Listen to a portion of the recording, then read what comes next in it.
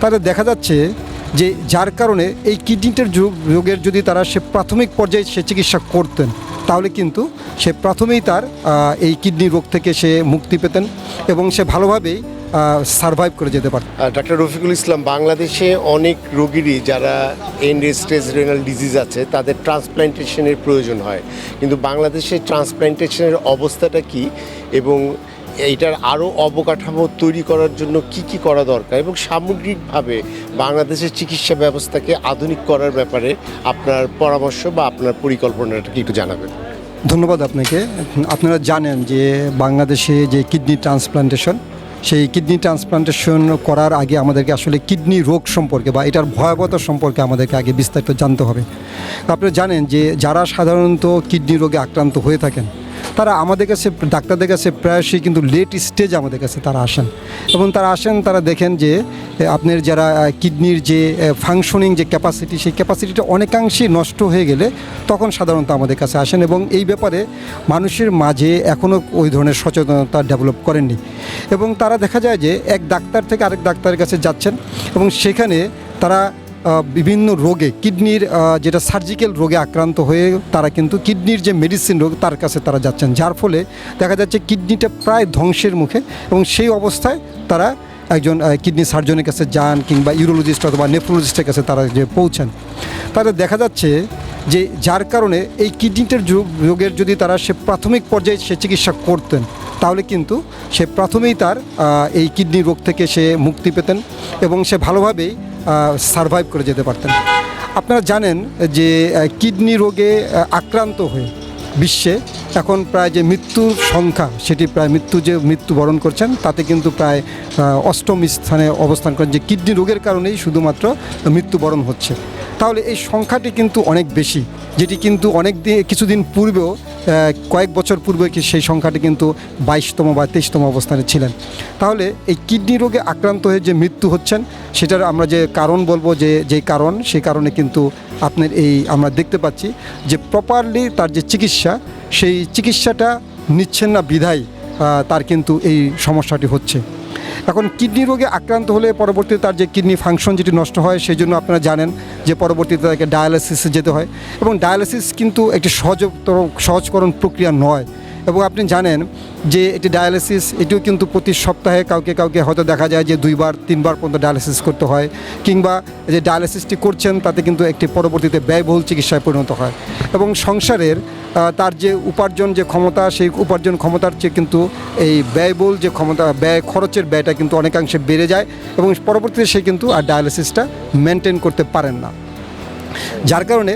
আমাদেরকে একটা পর্যায়ে কিন্তু তার পার্মানেন্ট যে চিকিৎসা আমরা যেটা বলে থাকি যে কিডনি ট্রান্সপ্লান্টেশন, সেই কিডনি ট্রান্সপ্লান্টেশনের দিকে তাকে নজর দিতে হয় এবং তার কিন্তু আমরা পরবর্তীতে সাজেস্ট করি যে একটি কিডনি ট্রান্সপ্লান্টেশন।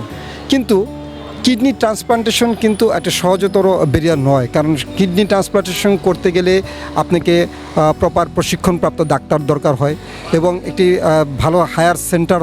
দরকার হয় এবং পরবর্তীতে যে ট্রান্সপ্লান্টেশনের পরবর্তীতে যে তার যে খরচ, সেই খরচটি কিন্তু প্রথম থেকেই তাকে ব্যয় করার জন্য তাকে আগে থেকে তাকে সে ব্যাপারে চিন্তা করতে হয়, কারণ ট্রান্সপ্লান্টেশনের পরও কিন্তু অনেকাংশে একটি তার খরচের ব্যাপার আছে। তো সুতরাং সেই ট্রান্সপ্লান্টেশন করতে গেলেও সেখানেও কিন্তু আমাদের নানান ধরনের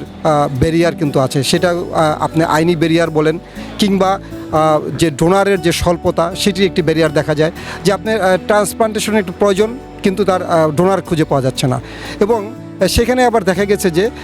ডোনার কিন্তু আপনার যেভাবে ডোনারের একটা প্রক্রিয়া চলছিল, ডোনার পাচ্ছিল, সেই ব্যাপারেও কিন্তু পরবর্তীতে জটিলতা হওয়ার কারণে কিন্তু দীর্ঘদিন সেই ট্রান্সপ্লান্টেশন নিয়ে কিন্তু আপনার জটিলতা দেখা দিয়েছে। কারণ